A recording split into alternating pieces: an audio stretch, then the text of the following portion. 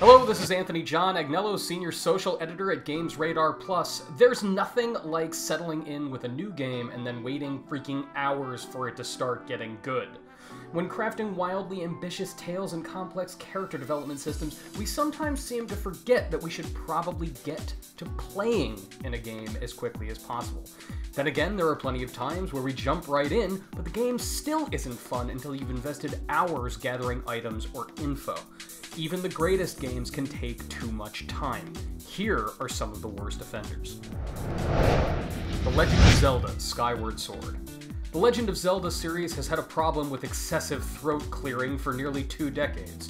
Wind Waker makes you wander around an island village sneaking up on pigs, Twilight Princess makes you herd goats and babysit, but at least you're doing something. Skyward Sword starts with you doing a lot of nothing for ages. 3 hours of wandering Skyloft, talking to people, and watching cutscenes. Link prepares for, then competes in, an aerial race, and he's visited by the game's perpetual annoyance, Fi, who eventually leads him to the Goddess Sword. It's insufferable even before you fall into the deep forest, and have to spend another hour gathering glowing gewgaws and hunting for fat birds. Okami. Okami earns the descriptor epic. As the sun god Amaterasu, you literally breathe life back into a demon-infested world. You also have to listen to lots and lots and lots of talking. The game opens with a 20-minute unskippable cutscene explaining every character and their history. History you're going to play through later anyway in a flashback. All this is delivered by the slow, warbling gibberish of narrator Asun. Once that's over, you get even more exposition from the tree spirit Sakuya. Finally, you're loosed upon the world, into a tutorial. Come on, Okami. Persona 4. Moving from the fast pace of the big city to the quieter countryside, Persona 4 is built on a cultural scenario all about slowing things down. At least, that would be the case if you were moving to a small town not plagued by mysterious deaths, rumors of a ghostly TV channel, and alternate dimensions full of demons.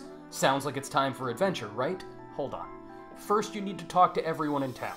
Everyone. Rather than skipping all the boring, real-world stuff that comes with moving to a new place, Persona 4 revels in it. Spend time in school, get to know your uncle, cousin, classmates, check out some local shops. It's a good 2 hours before you get to the first dungeon and experience actual gameplay, and another 6 hours before you're fully cut loose to explore. When you do, it's nice that you're so enmeshed in the world, but there has to be a quicker way to get there. Mass Effect. The first Mass Effect starts with a bang, albeit a familiar one for sci-fi adventures. The robotic Geth are assaulting the colony Eden Prime, and you're smack in the middle. There's action, an alien artifact, a double cross by Saren, all exciting stuff. And then, interplanetary politics. Nothing says fun quite like bureaucracy. After Eden Prime, you wander the Citadel space station for at least 3 hours, trying to find the evidence needed to strip Saren of command and convince some spineless politicians of his betrayal. Once you've cut through the red tape, you're finally on your way. Luckily, there's no actual paperwork. SPORE. SimCity creator Will Wright set out to make the life sim to end all life sims with SPORE. You start out as a single-celled organism, evolve into a race of sentient monsters of your own design, and eventually expand your empire to take over the globe, then the galaxy. Here's the thing. Being a single-celled organism is boring. SPORE's late-game strategy portions are buried behind hours of wandering in primordial soup, eating organisms smaller than you. Even when you sprout legs, exploring the primitive world with simple social and combat commands, it feels like an MMO, but exceedingly dull. Once you finish that, you're finally rewarded with a far more interesting game, but it's unlikely your attention will hold past the Stone Age. Dark Souls. The first 5 hours of Dark Souls are a railroad that hates you. There are several paths apparently available once you finish the world's most devastating tutorial, but you really only have one choice that doesn't immediately murder you. Even then, death awaits around every corner. Skeletons that gang up on you, screen-filling bosses snack on you, and a giant dragon is all about that hero barbecue.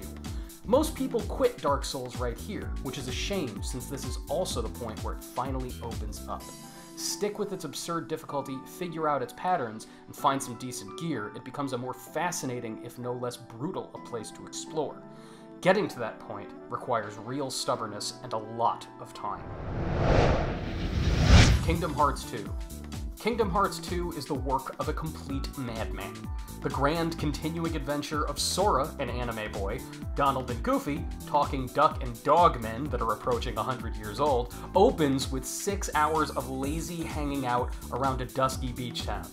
As other characters. Seriously. The guy you're hanging out with in alleys and eating ice cream as is Roxas.